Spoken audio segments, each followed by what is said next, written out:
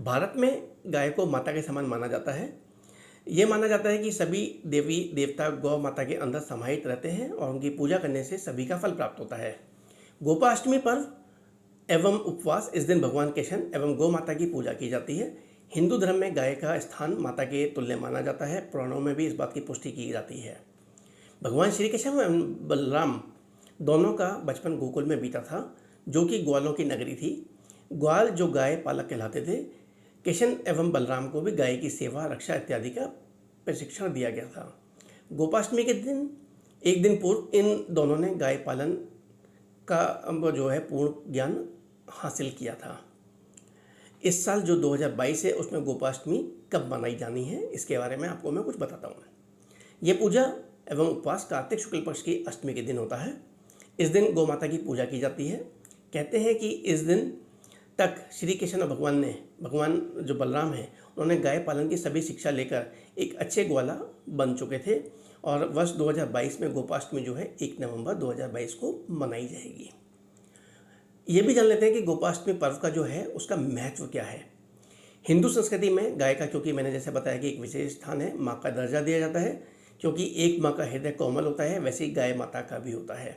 जैसे ही एक माँ अपने बच्चे को हर स्थिति में सुख देती है, वैसे ही गाय भी मनुष्य जाति को लाभ प्रदान करती है। गाय का दूध, गाय का घी, दही, छाछ, यहाँ तक कि गाय का मूत्र भी मनुष्य जाति के लिए, स्वास्थ्य के लिए लाभदायक है। और इसे कर्तव्य माना जाता है कि गाय की सुरक्षा एवं पालन किया जाए। तो ये मनुष्य जाति का एक कर्तव्य होना चाहिए। गोपाष्टमी हमें इसी बात का संकेत देता है कि पुरातन युग में जब स्वयं श्री कृष्ण ने गौ माता की सेवा की थी, तो हम तो कलयुगी मनुष्य हैं। यह त्यौहार हमें बताता है कि हमें अपने पालन के लिए गायों पर निर्भर रहते हैं, इसलिए वो हमारे लिए पूजनीय भी हैं। सभी जीव जंतु वातावरण को संतुलित रखने के लिए उत्तरदायी हैं। इसी प्रकार सभी एक दूसरे के ऋणी हैं और ये उत्सव हमें इसी बात का संदेश भी प्रदान करता है। ये भी जान लेते हैं कि जो हमारे पौराणिक कथाएं हैं, उनमें गोपाष्टमी की शुरुआत कैसे हुई।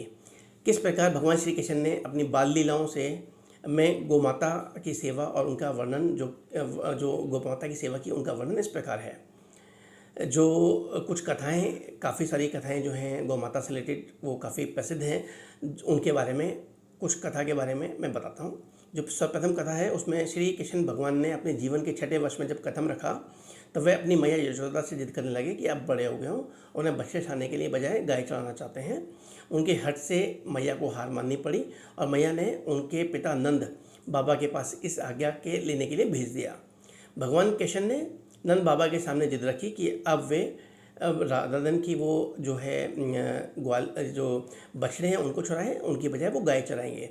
नंद बाबा ने गाय चराने के लिए पंडित को बुलाकर शुभ मुहूर्त निकालने को कह दिया। पंडित बाबू ने पूरा पंचांग देखा और बड़े अचरज में आकर कहा कि अभी इस समय के अलावा कोई शेष मुहूर्त नहीं है अगले बरस तक। शायद भगवान की इच्छा के आगे कोई मुहूर्त था क्या?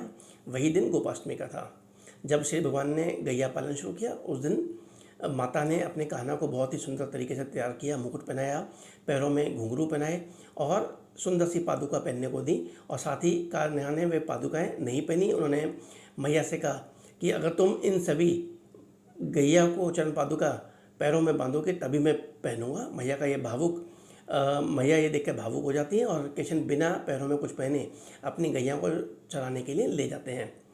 इस प्रकार कार्तिक शुक्ल पक्ष के दिन गोपाष्टमी मनाई जाती है। भगवान कृष्ण के जीवन में गौ का एक बहुत ही अधिक महत्व था।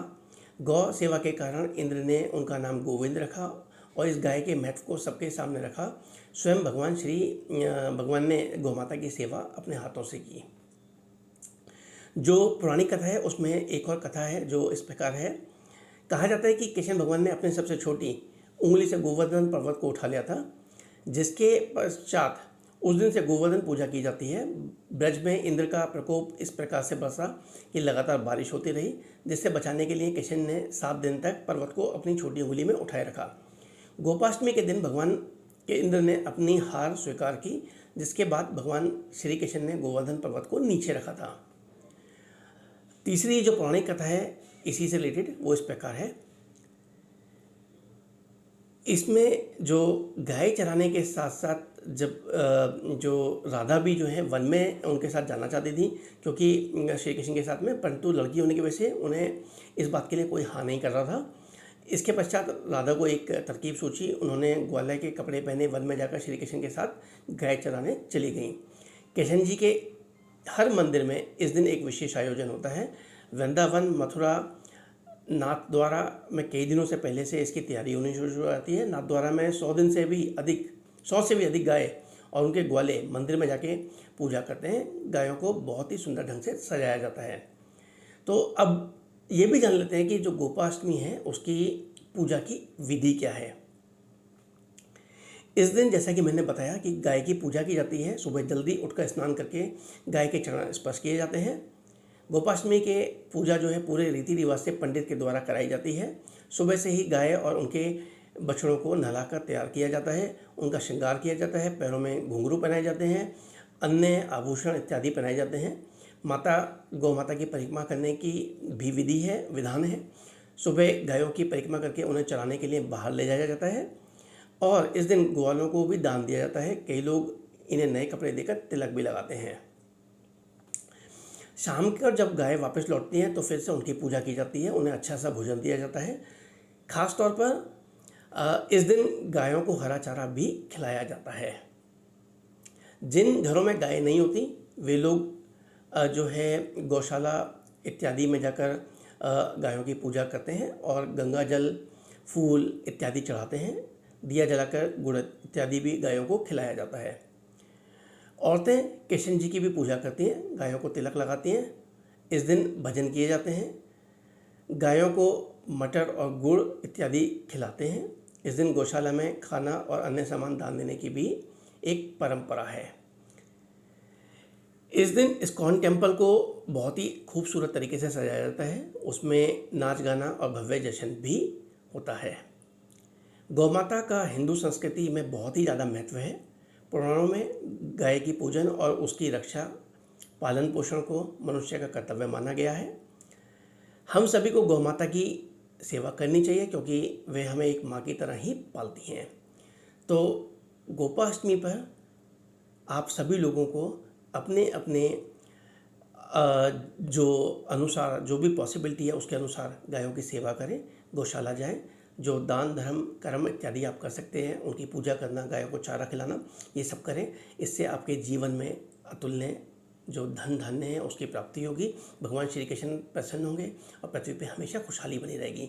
ये त्यौहार सभी के लिए शुभकारी और मंगलमय रहे। इन्हीं शुभकामनाओं के साथ नमस्कार, मैं डॉक्टर गौरव।